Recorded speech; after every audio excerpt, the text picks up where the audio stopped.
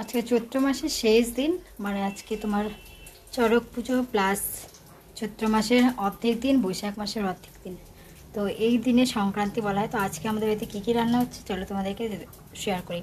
তো সকালে আমাদের খালি পেটে খেতে হয় বাসক পাতার রস।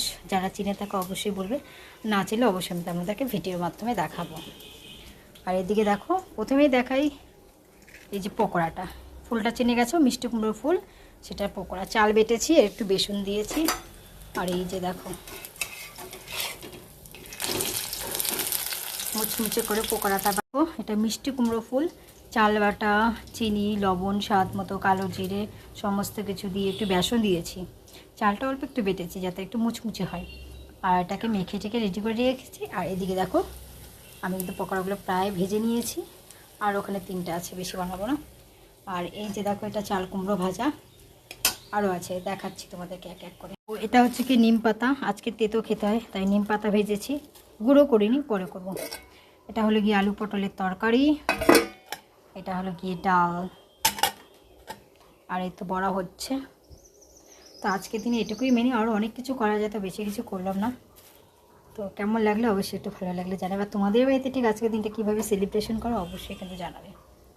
আর কালকের আরও অনেক কিছু আছে, অবশ্যই তোমাদের সমস্ত কিছু শেয়ার করবো। সবাইকে অনেক অনেক অনেক ভালোবাসা। ভিডিওটা ভালো লাগলে অবশ্যই একটু জানাবেন। এই যে দেখো ভাত আমি রেডি করেছি।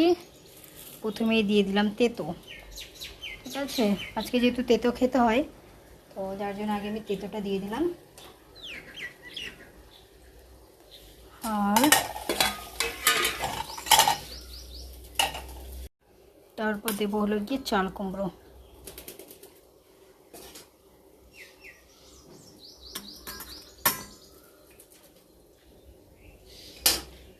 চাল কুমড়ো ভাজা দিয়ে দিলাম। এবার দিয়ে দেবো আলু পটলের তরকারি। ঠিক আছে, তারপর এটা আগে দিয়ে দিই, তারপর বাকিটা রেডি করি। এই যে পকোড়াটাও দিয়ে দিলাম। তো বন্ধুরা, তোমাদের সাথে অনেক দিন আগে শেয়ার করেছিলাম এই ফুলের গাছের, তো এই ফুল ধরেছে সেটা তোমাদেরকে দেখাবো না, সেটা কখনো হয় বলো। এই দেখো ফুলটা, এটা হচ্ছে কি গন্ধরাজ ফুল, কত ফুটেছে একবার দেখাই ভালো করে। এই যে দেখো ডালটার মধ্যে দেখেছো কত পরিমাণে গন্ধরাজ ফুল ফুটেছে। আর এটাতে কি পরি, আমি রোজ এটাতে জল দিই, যার জন্য এত সুন্দর ফুল ফুটেছে একবার দেখো। এই যে দেখো প্রচুর কড়ি এখনও আছে, এখনও প্রতিদিন এরকম করে ফুলটা ফুটে থাকবে।